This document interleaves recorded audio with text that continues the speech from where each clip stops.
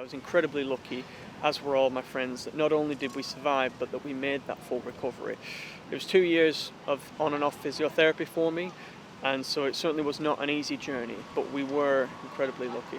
I was 19 years old when I was injured in the Westminster Bridge terrorist attack in London. So I'm 28 years old now. We've been campaigning for this National Day for several years since then, and of course it's nearly 10 years since the attack now. But on that day, when the attack occurred, I didn't know anything about terrorism.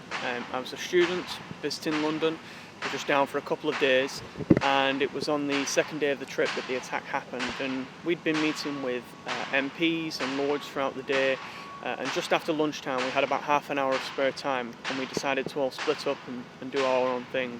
And so myself and a group of about 5 lads headed out to get a bit of fresh air, do some sightseeing, which is why we were on the bridge at the time of the attack. We'd walked onto the bridge, and I remember taking a photo of Big Ben on the way past, like every tourist does. I sent it to a few of my mates back home, and I was texting them. They were asking what I was up to and why I was down in London. And I was still texting those guys as we got onto the bridge, when one of the guys in my group just very abruptly just shouted something along the lines of, "Look out." Nothing more than that, just look out. And I remember I looked up from my phone, and probably a couple of meters in front of me, if that, probably less actually, was a car flying straight towards me. And I remember it was a pretty big car. It was like a 4x4, an SUV, and we didn't have time to react. And I remember the car came straight into us. We were all hit head on. I remember I went over the bonnet and I was thrown into the air, and really it felt like forever that I was in the air, and of course it could have only been a split second in reality, if that. But I remember things feeling like they were almost in slow motion.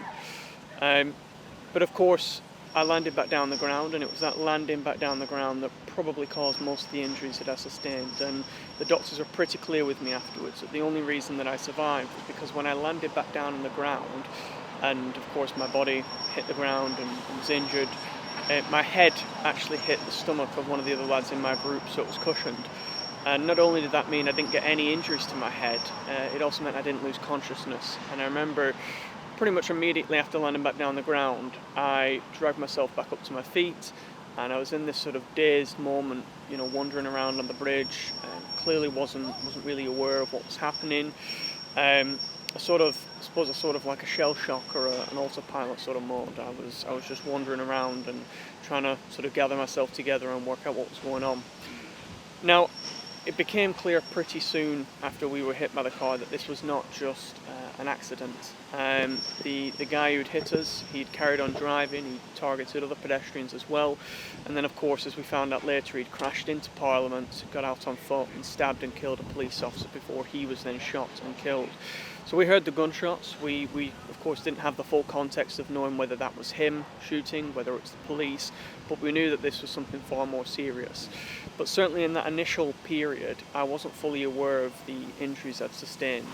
Call it adrenaline or shock, whatever it may be, but I was on my feet, I was walking around, I was talking, trying to help the other guys in my group, and it was only probably about 15-20 minutes after the car had hit us that really that adrenaline started to run out. I remember feeling really dizzy, I remember feeling really lightheaded, and I just knew if I didn't sit down I was going to pass out, but I didn't quite know what the injuries were that I'd sustained. And I remember I sat down with my back against the side of the bridge. The other guys in my group, they were walked off the bridge as walking wounded to receive treatment nearby, but I knew I had to wait for a stretcher.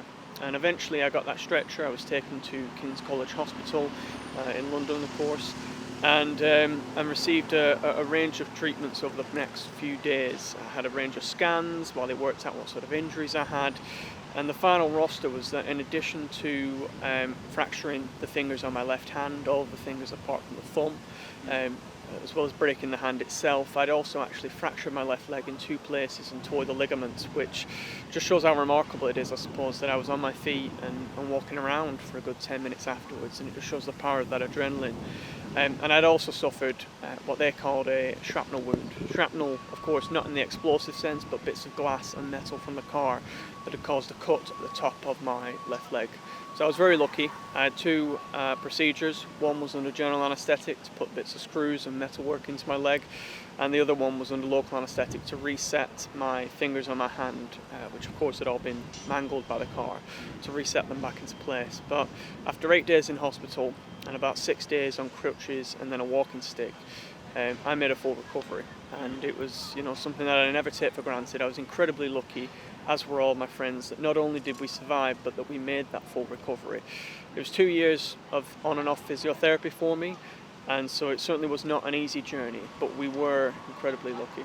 I think everybody's affected by these attacks in one way or another when they're involved, and I think it would be remiss of any of us to imagine that we're not in some way affected. That doesn't mean that everyone's traumatized or needs to be in treatment for the rest of their life, but I think everybody has their ups and downs, as with anything. For me, I was really conscious of that in the immediate aftermath of the attack, and I really wanted to. I suppose, for lack of a better phrase, I wanted to desensitise myself early on and ensure that I wasn't becoming fixated on the bridge or on London or Westminster. And I remember I went back to the scene of the attack, actually on the bridge, just a couple of days after the attack whilst I was still in hospital. And I wanted to experience that space now that it had returned to normal, so that I wasn't just fixating on it, because of course you can't avoid these images. The difference, I suppose, with our attack at Westminster to, say, Manchester Arena or Borough Markets is that whenever you turn on the TV at any time of day, you're almost guaranteed to see Westminster. When you turn on the news, it's what's shown in the introduction. When you turn on a TV show or a film, they show Parliament and they show Westminster Bridge to show that the characters are in London. So you can't avoid it. And I didn't want to be, worried and nervous about seeing that image at any time. So I'm really glad that I did desensitize myself early on, but that's not to say that I've been immune either to the psychological impacts. And I think, as I mentioned at the start, we all have our ups and downs, and it's really important that we're aware of ourselves and aware of what the triggers might be, and also of our friends as well, so we can look out for each other. Well, I think recognition and memorialisation are two issues that often go under the radar. Understandably, we focus on the physical treatment that survivors need, the psychological treatment that their families might need, that they might need, that the families of the bereaved might need, perhaps even looking at financial compensation or assistance to help them through that process.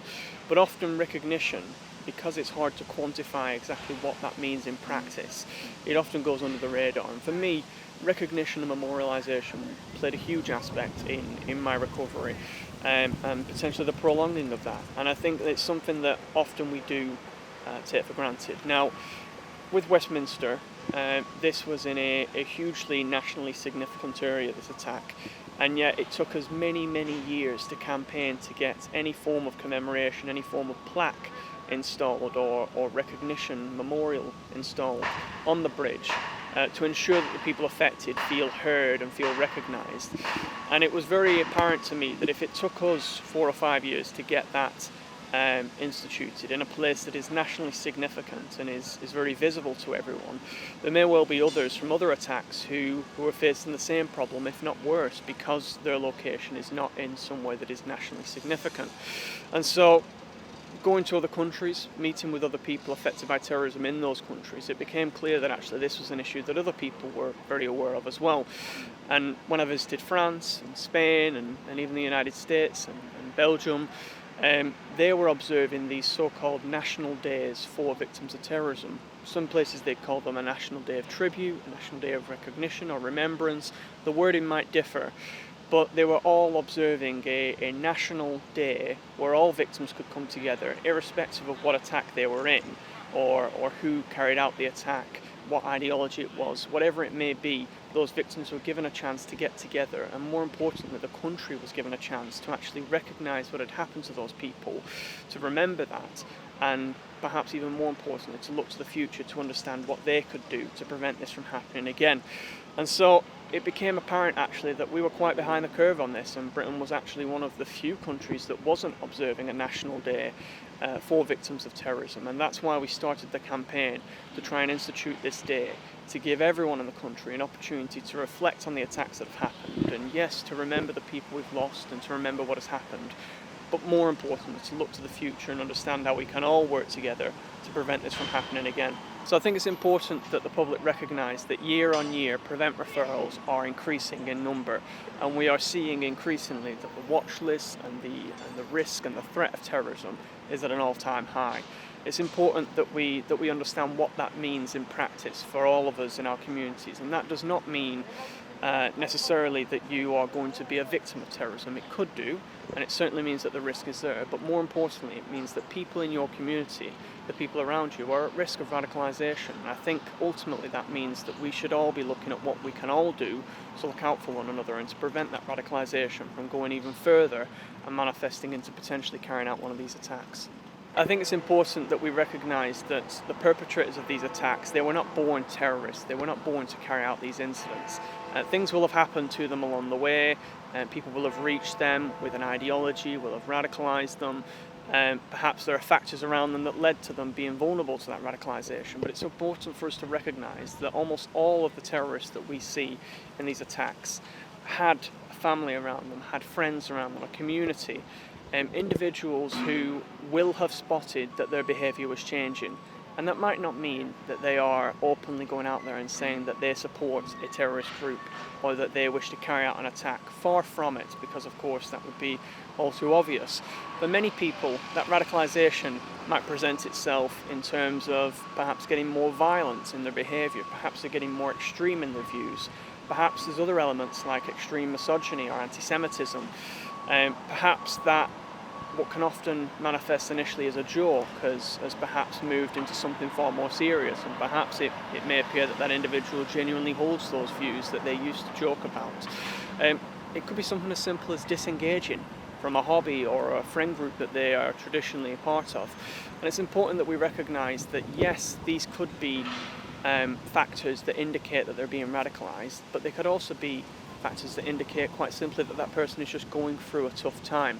And as a friend, as a family member, as an upstanding member of the community, we should be looking out for each other and recognising when that behaviour is changing, and understanding actually that we have a role to play in maybe reaching out to them, asking how they're getting on, checking in with them. It could be that they have a mental health concern, or maybe there's something else that's going on.